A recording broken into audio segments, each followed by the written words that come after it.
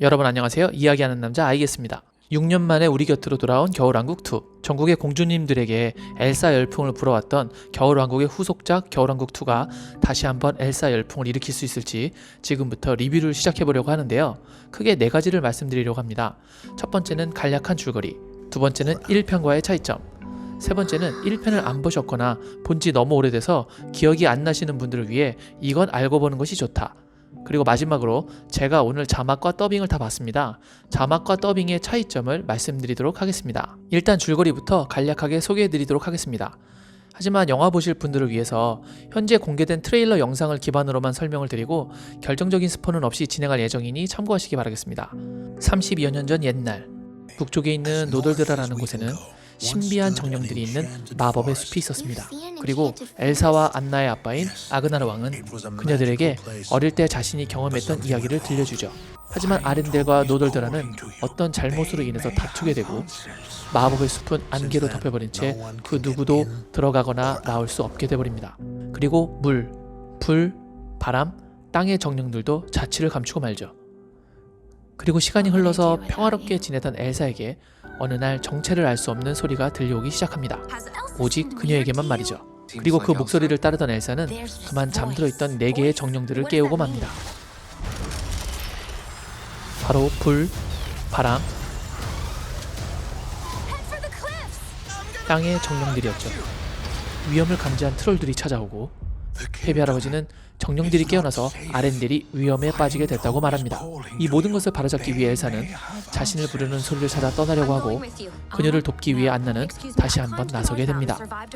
물론 크리스토퍼와 올라프 그리고 스벤도 말이죠.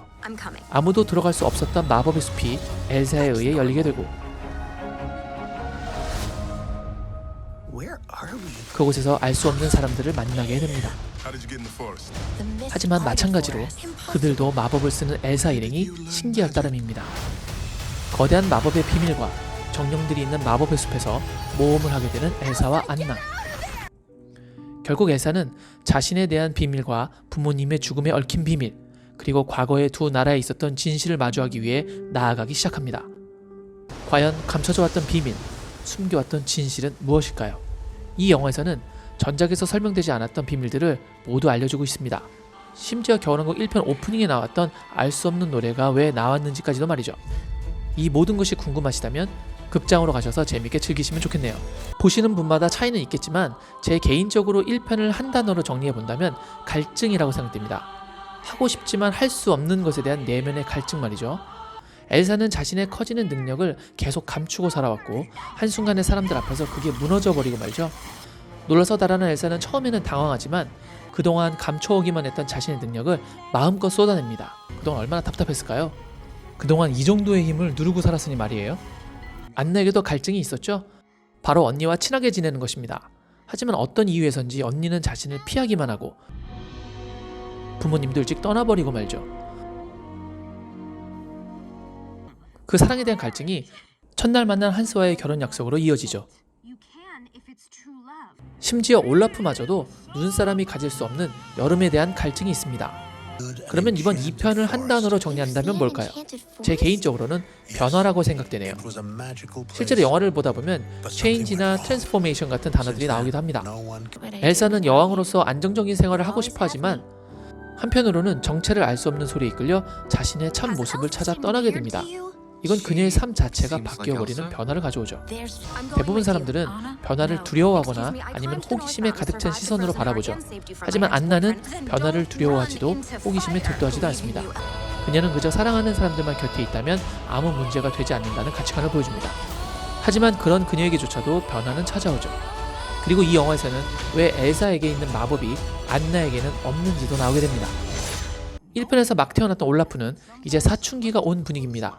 유독 성장에 대한 관심과 그로 인해 생기는 변화에 대한 관심과 호기심이 가득 찬 모습입니다. 심지어 사춘기의 특징인 화도 낼 정도니까요. 하지만 그런 성장을 통해서 달라진다 해도 기억만큼은 달라지지 않고 그것이 얼마나 중요한지를 보여주는 역할을 하게 됩니다. 전작이 자신의 내면에 대한 문제를 해결하는 것에 초점을 뒀다면 이번 겨울왕국2는 이제 밖으로 뻗어나가며 각자가 더 성장하고 그렇게 성장한 자신들이 과연 어떤 이유로 이 세상을 살아가야 하는지 찾게 되는 변화를 보여주는 작품이라고 생각이 되네요. 그리고 늘 한결같지만 중요한 주제인 그 모든 것에는 진정한 사랑이 기반되어야 한다는 디즈니의 기본 문법도 충실하게 잘 따르고 있다고 보입니다. 이번엔 이 영화를 보기 전에 알고 봐야 할 1편 내용입니다. 아그나라 왕과 이두나 왕비가 했던 얘기 기억하시나요? 그리고 배를 타고 여행을 떠나게 되죠. 엘사가 꼭 가야 하냐고 묻지만 2주일의 약속을 한 채로 떠나 사고를 당하고 맙니다. 이 내용만 알고 가시면 나머지는 저보다 훨씬 뛰어난 설명을 해주실 분을 만나시게 될 겁니다. 제가 둘의 차이를 확인하기 위해서 당일 2회차 관람을 했습니다. 일단 더빙은 늘 그렇듯이 굉장히 좋습니다. 다른 극장용 애니메이션도 좋지만 디즈니 영화의 더빙은 이제껏 절 한 번도 실망시킨 적이 없습니다. 두 영화를 연달아 봤는데 캐릭터에 대한 목소리 매칭도 상당히 양호한 편입니다. 그런데 두 영화를 보다가 둘의 번역이 다르다는 걸 알게 됐습니다. 자막 영화에서 번역된 내용을 성우가 그대로 읽는 게 아니더라고요. 아무래도 자막 영화를 보는 관람객에는 영어가 들리다 보니 의역을 하기는 하되 원문의 내용을 많이 따라가면서 의역을 했고, 더빙은 원래 대사를 들을 수가 없으니까 좀 더 우리나라식으로 많이 의역을 했더군요. 그래서 원래의 의미를 조금 더 가깝게 보고 싶으시면 자막으로, 편안하게 그냥 소리로 듣고 싶다면 더빙이 좋겠네요. 그런데 더빙을 보실 때 하나 참고하셔야 할 사항이 있는데요.